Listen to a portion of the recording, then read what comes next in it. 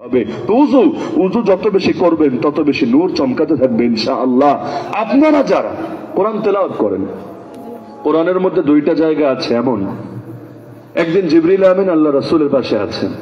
জিবরিল আমিন বললেন, হঠাৎ করে উপরের দিকে তাকালেন, এরপর বললেন, আজকে আসমানের এমন একটা দরজা খুলেছে যেই দরজা অতীতে কোনোদিন খোলে নাই, এবং সেই দরজা দিয়ে আজকে এমন একটা ফেরেশতা জমিনে নেমে এসেছে যে ফেরেশতা আজকের আগে কোনোদিন জমিনে নামে নাই। তিনি কেন এসেছেন? আবশির বিনূরাইনি উতিতাহুমা লাম ইউতাহুমা নাবিয়্যুন ক্বাবলাক। রাসূল, আপনি সুসংবাদ গ্রহণ করেন এমন দুইটা নূরের, যেই দুটো নূর শুধু আপনাকেই দেওয়া হয়েছে, আপনার পূর্বে কোন নবীকে দেওয়া হয় নাই। ওই নূরের সুসংবাদ নিয়ে ফেরেশতা এসেছে। কোন দুইটা? এক নম্বর হলো সূরা ফাতিহা। আলহামদুলিল্লাহ, সবাই পারেন না? এই নূর এমন এক নূর। আর দুই নম্বর হলো খাওয়াতিম সূরাতুল বাকারা, সূরা বাকারার শেষের আয়াতগুলো, বিশেষ করে শেষ দুটো আয়াত। এমনকি হাদিসে আছে, মান ক্বারাআ ফি লাইলাতিন কাফাতাহু, যে ব্যক্তি কোন এক রাতে সূরা বাকারার শেষ দুই আয়াত পড়বে তার পুরো রাতের জন্য যথেষ্ট। মানে কি, পুরো রাত নেক আমল করলে যা পেত এই দুই সূরার বরকতে আল্লাহ আমলনামায় দিয়ে দিবেন। তো ঘুমাতে যাওয়ার আগে এই দুইটা আয়াত পড়ে ঘুমান, শিখে ফেলেন, মুখস্থ করেন। কয়দিন লাগবে মুখস্থ করতে? ওইরা ঘুমান, আল্লাহ তাআলা আপনার জন্য যথেষ্ট বানিয়ে দিবেন ইনশাআল্লাহ। যারা বুড়া হয়েছেন, এখানে মুরব্বী যারা আছেন, আরে আপনাদের দেখে তো আমাদের ঈর্ষা করা দরকার। কেন জানেন? এটাও নূর। মান শাবা শাইবাতান ফিল ইসলাম কানাত লাহু নূরান ইয়াউমাল কিয়ামা। যে ব্যক্তি মুসলমান হালতে ইসলামের মধ্যে বুড়া হবে, কিয়ামতের দিন তার এই বার্ধক্য নূর হয়ে চমকাতে থাকবে। বয়স বেশি হওয়া খারাপ না।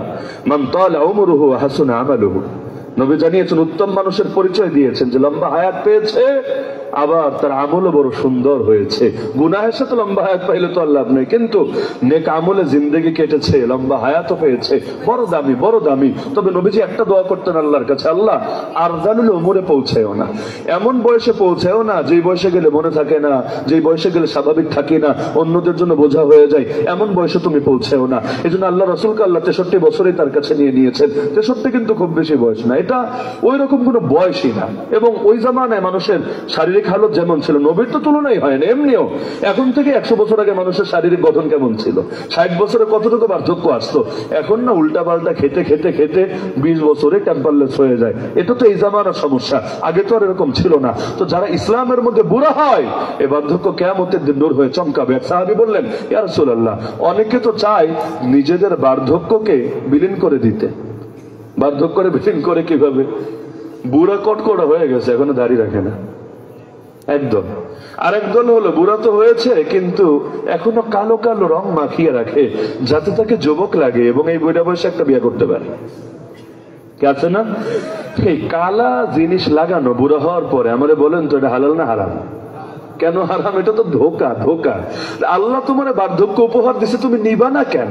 তুমি নিজের 20 বছরের টাকরা জুয়ান হিসেবে জাহের করবা কেন? মানে চাওটা কি? তুমি চাওটা কি? আমাদের এমন এক জামানা হয়েছে, মানুষ স্মার্ট সাজতে চায়, ভালো কথা, কিন্তু নবীজির চেহারার স্মার্ট মনে হয় না।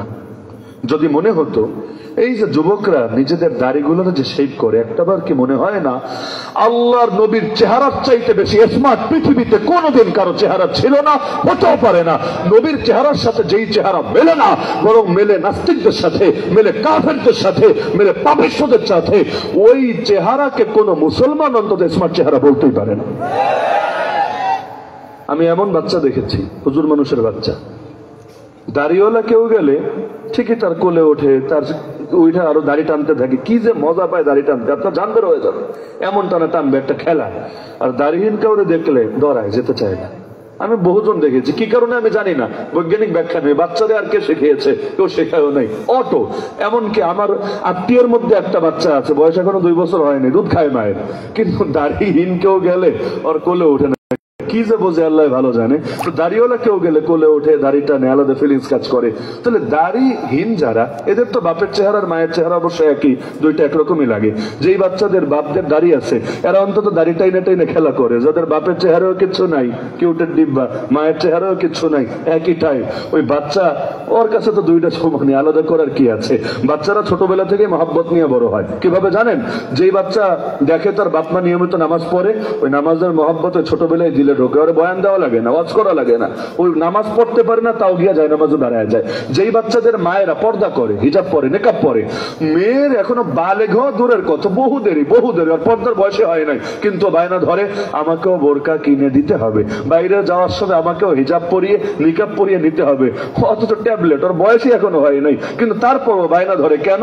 আমার মা যদি পড়ে আমি পড়বো না কোন দুঃখে। এটাই মনে হয় কামিয়াবি, এইটাই মনে হয় ভালো কিছু। তো যেই বাচ্চা দেখে তার বাপের মুখে দাঁড়িয়ে আছে, ওই দাড়ির মহব্বত তার ওই সময় থেকেই ঢোকে।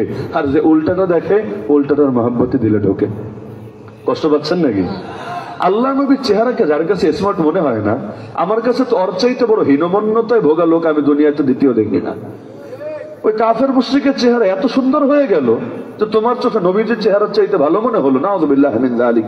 দিলের চিকিৎসা করা দরকার। তো এখন যারা বুড়া হবেন, বুড়া এই বার্ধক্য আপনার জন্য নূরে পরিণত হবে।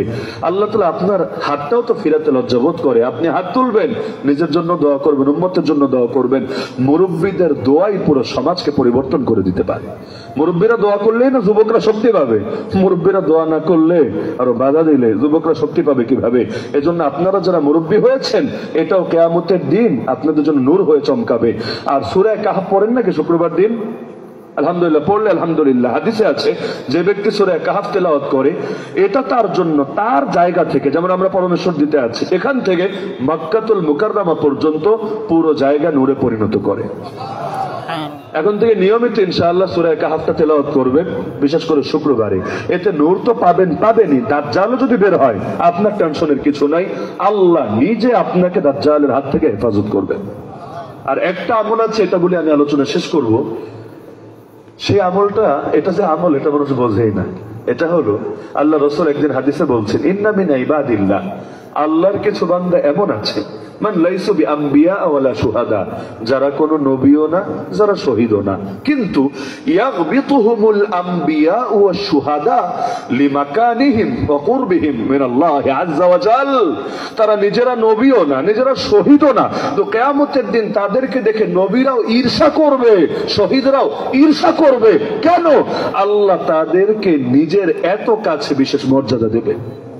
সাহাবীরা বললেন, ইয়া রাসূলুল্লাহ মান হুম, এরা কারা একটু বলে দেন না, লাআল্লানা নুহিব্বুহুম, আশা করা যায় আপনি বলে দিলে আমরা এদেরকে মহব্বত করব। আল্লাহ রাসূল বলেন, হুম কওমুন, তারা হলো এমন কিছু মানুষ, তাহাব্বু ফিল্লাহ, যারা একজন আর একজনকে একমাত্র আল্লাহর জন্য মহব্বত করে। যতই ঐক্য ঐক্য ঐক্য বলে বলে মুখে ফেরা তুলে ফেলেন, লিখে রাখেন, যতদিন মুসলমান একজন আরেকজনকে দলের জন্য না, ব্যবসার জন্য না, ধান্দার জন্য না, পয়সার জন্য না, দুনিয়ার জন্য না, একমাত্র আল্লাহর জন্য মহব্বত করতে যতদিন না শিখবে, কোশ্চিন কাল ঐক্য হবে না।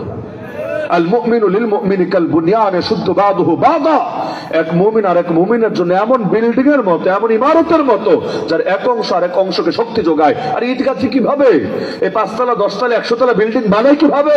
হাওয়ার উপরে ইট গাঁথা যায় না, একটার উপরে আরেকটা, তার উপরে আরেকটা, তার উপর আরেকটা, প্রতিটা ইট অপর ইটকে যখন সাপোর্ট দেয়, বানাতে বানাতে বিশাল সৌধ বানিয়ে ফেলা যায়।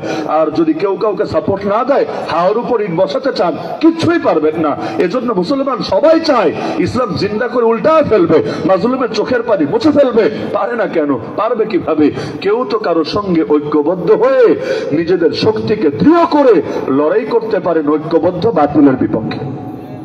বাতিল ঐক্যবদ্ধ, ইহুদি খ্রিস্টান, দুই মেরুর দুই জাতি ঐক্যবদ্ধ, উগ্র হিন্দুত্ববাদী বুদ্ধিস্ট ঐক্যবদ্ধ। ঐক্যবদ্ধ না কে? আমাদের মারার ব্যাপারে ঐক্যবদ্ধ, খালি আমরাই ঐক্যবদ্ধ হতে পারি নাই। 200 কোটি মুসলমান যদি ঐক্যবদ্ধ হতো, 1 কোটি ইহুদি 70 বছরের বেশি সময় ধরে আমাদের প্রথম কেবলা দখলে রাখতে পারত। 200 কোটি মুসলমান যদি ঐক্যবদ্ধ হতে পারত, আজও আমাদের বোন আফিয়া সিদ্দিকা আমেরিকার কারাগারে পচে গলে মরা লাগতো। 200 কোটি মুসলমান যদি ঐক্যবদ্ধ থাকতো, আরাকানে, কাশ্মীরে, মালিতে, সোমালিয়ায়, ফিলিস্তিন, ইয়ামান, সিরিয়া, গোটা দুনিয়া জুড়ে, এমনকি চীনে জিনজিয়াংয়েও এই মুসলমানের রক্তের বন্যা আজও বইতে পারত। 200 কোটি মুসলমান ঐক্যবদ্ধ হলে নবীরে গালি দেয় কেমনে কাফেররা? 200 কোটি মুসলমান ঐক্যবদ্ধ থাকলে ইসলামী দেশগুলো অন্তত পুনরুদ্ধার করতে পারলো না কেন? কিছুই তো পারি না, কিছুই না। কেন পারি না? অনৈক্যের কারণেই পারি না। আজকের যুগে অধিকাংশ মানুষকে জিজ্ঞাসা করেন ইসলাম চাও কিনা, বলবে চাই। তো হয় না কেন? বাধা কই? বাংলাদেশে নাস্তিক কয়টা, ওরা কি করবে? কি করবে? আপনাদের এক নারায়ণগঞ্জে যে পরিমাণ মুসলমান আছে, নামেন না, ও দেখবেন নাস্তিক বেঈমানরা কোন বর্ডার দিয়ে পালাইছে টেরো পাবেন না। ওগুলো দূরে বসে হুঙ্কার দিতে পারে, ওরা কয়জন, এমনকি যারা সংখ্যায় বেশি, এই যে গরুর মূত্র খোররা সংখ্যায় তো বহুত বেশি, ওপারে বসে এত চাচামেচি করে কোন দুঃখে? আগরতলায় বসে একেবারে ভেঙে চুরে সব বরবাদ, এমনকি বাংলাদেশের পতাকাও শেষ করেছে, অপমান করেছে, এমনকি সেই হাই কমিশনে যারা কাজ করে এদেরকেও ধরে ধরে পিটিয়েছে। আমি ওই সময় আমার মাহফিল ছিল আখাউড়ায়, ব্রাহ্মণবাড়ি আখাউড়ার পাশে বর্ডার পাড়ি দিলে আগরতলা, একদম জায়গা মতো। আখাউড়া একটা মাদ্রাসা আছে, দেবগ্রাম মাদ্রাসা, 800 ছাত্র, মানে পুরো আখাউড়ার মধ্যে সবচেয়ে বড় মাদ্রাসা এটা, ওইখানের মাহফিল। আমি বললাম মাইক দিয়ে, দাদা বাবুরা ওপারে বসে খালি মাঠে খেলাধুলা করে কি লাভ আছে? খেলা তো হয় দ্বিপাক্ষিক, একপাক্ষিক হয় না। তো আবার নাম দিয়েছে, যারা হাই কমিশন ভেঙেছে ওদের নাম হলো হিন্দু সংঘর্ষ সমিতি, দলের নামও সেই নাম, হিন্দু সংঘর্ষ সমিতি। এই কামটা যদি খালি মুসলিম সংঘর্ষ সমিতি নামে বাংলাদেশে কেউ করতো ইন্ডিয়ার হাই কমিশনে, আজকে পুরো দুনিয়ার মিডিয়া কি করতে একটাবার চিন্তা করেন। খালি নামটা চেঞ্জ, হিন্দু সংঘর্ষ, নামেই সংঘর্ষ সমিতি, এর জায়গায় মুসলিম সংঘর্ষ সমিতি নাম হলে পুরো দুনিয়া যুদ্ধ লেগেত না একটা, এমন এক অবস্থা করতো, মানে পুরো দেশের উপর হয়তো বাহিরে ঢুকে অ্যাটাক শুরু করে দিত। হিন্দু সংঘর্ষ সমিতি নামে হামলা চালিয়েছে। আমি বললাম দূরে দূরে থেকে কি লাভ? আরে কাছে আসলে বাকি আলাপ সাক্ষাৎই হোক না, শুধু বর্ডার ক্রস করে, কারণ বাংলাদেশে ঢুকতে চাইলে ওই বর্ডারে এসে লাফালাফি করেছে, বাংলাদেশে ঢুকতে চাইলে ব্রাহ্মণবাড়ির উপর দিয়ে আসতে হবে, আর ব্রাহ্মণবাড়িয়া ঢুকতে চাইলে প্রথমে আখাউড়ের উপর দিয়ে যেতে হবে, আর ব্রাহ্মণবাড়িয়ারে পুরো বাংলাদেশ চেনে। একবার শুধু আসো না, বাকি T20 T10 যা খেলা লাগে বাকি খেলা সরাসরি হবে। কিন্তু এই মূত্রখোররা এর দূরী, ওরা পাকিস্তানে খেলতে পর্যন্ত যেতে ডরায়, খেলা মানে ক্রিকেট খেলবে, ওই পাকিস্তানে যেতে ভয় পায়, কখন জানি ধৈর্য মাইরা ফেলায়, খায়া ফেলায়, ওদের দৌড়খানি সিনেমা বানানো পর্যন্ত, এর বাইরে কিচ্ছু বোঝে না। বড় বড় ডায়লগ দিবে, সুন্দর সুন্দর সিনেমা বানায় নিজেদের বীর দেখাবে। কিন্তু গরুর মুদ খায়া যারা বড় হয়েছে, গরুর দুধ খানেওয়ালাদের সাথে লড়াই করবে কিভাবে?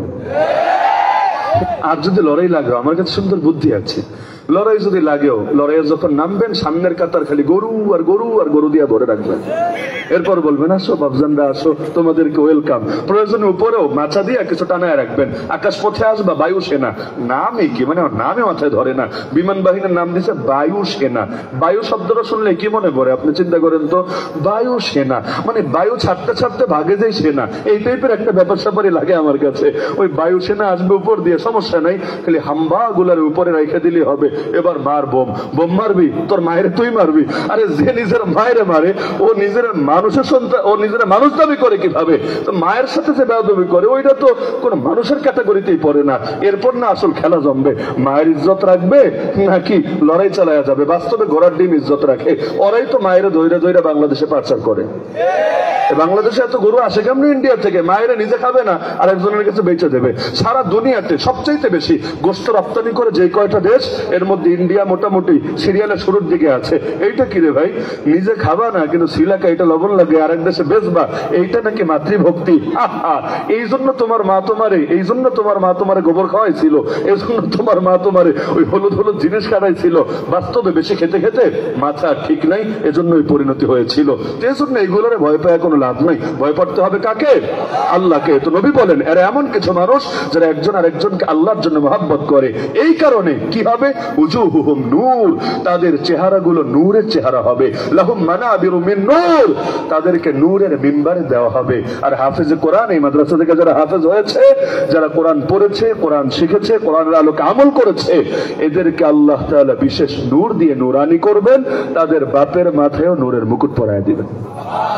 তাহলে যেই যে আমলে, কয়েকটা বললাম সময় কম দেখে খুব বেশি বলার সুযোগ নাই, যেই যে আমলে নূর আছে ওই আমলগুলো বেশি বেশি করার দরকার না, আল্লাহর কাছ থেকে নূর চাই নেওয়া দরকার না। শেষ করি নবীজির একটা দোয়া শুনিয়ে। আল্লাহ নবী দোয়া করতেন, আল্লাহুম্মা জাল ফি কলবি নূরা, হে আল্লাহ আমার কলবে নূর দান করেন, অফি সামঈ নূরা, আমার কানে নূর দান করেন, শ্রবণ শক্তিতে নূর দান করেন, অফি বাসারি নূরা, আমার দৃষ্টি শক্তিতে নূর দান করেন। আল্লাহুম্মা জাল আন ইয়ামিনি নূরা ওয়া আন ইয়াসারি নূরা, আল্লাহ আমার ডানে নূর দেন, আমার বামে নূর দেন, ফাওকি নূরা ওয়া তাহতি নূরা, আমার উপরে নূর দেন, আমার নিচে নূর দেন, ওয়া আমামি নূরা ওয়া খালফি নূরা, আল্লাহ আমার সামনে নূর দেন, আল্লাহ আমার পেছনে নূর দেন, ওয়া জাআলনি নূরা, আল্লাহ আমার জন্য আপনি অনেক রকম নূর দিয়ে দেন, ওয়া জাআলনি নূরা, আল্লাহ আমাকে নূর বানায় দেন। সবকিছুতে নূর আর নূর আর নূর। আমরা ওই দোয়াটা করতে পারি, আরবিটা না পারলেও অন্তত বাংলায় করি, আল্লাহ নূর দেন, নূর দিয়ে দিলটাকে নূরানি বানায় দেন। আল্লাহ আমাদের সবকিছুর সাথে নূর সম্পৃক্ত রাখেন, আপনার নূর দিয়ে যাতে দেখতে পারি, আপনার নূর দিয়ে যাতে শুনতে পারি। যেই দেখা আল্লাহ নূর দিয়ে হয় ওই দেখা সাধারণ দেখা হয় না।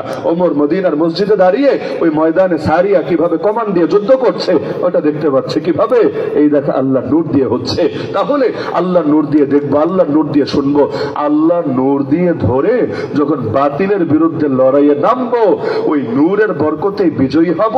কারণ অন্ধকার টিকতে পারবে না। যা আল হক ওয়া যাহাকাল বাতিল, আলো যদি আসে, হক যদি আসে, বাতিল পালাবে লেজ গুটিয়ে। সেই হক আবার কেমন হক, যেই হক পারে না বাতিলের কলিজা আঘাত আনতে। হক মানে আলো, আর আলো যদি জ্বলে বাতিল দূর হবেই হবে। নূরের মেহনত করবেন তো ইনশাআল্লাহ, মেহনত করবেন তো ইনশাআল্লাহ। আল্লাহ সবাইকে তৌফিক দান করুন। আল্লাহ তাআলা আমাদেরকে সারা জীবন নূরের উপর চলে, নূরের কথা বলে, দিলের মধ্যে নূরকে ধারণ করে নূরানি মানুষদের সাথে কিয়ামতের দিন মিলিত হওয়ার তৌফিক দান করুন। আমিন। ওয়া আখিরু দাওয়ানা আলহামদুলিল্লাহি রাব্বিল আলামিন। আসসালামু আলাইকুম ওয়া রাহমাতুল্লাহি ওয়া বারাকাতুহু।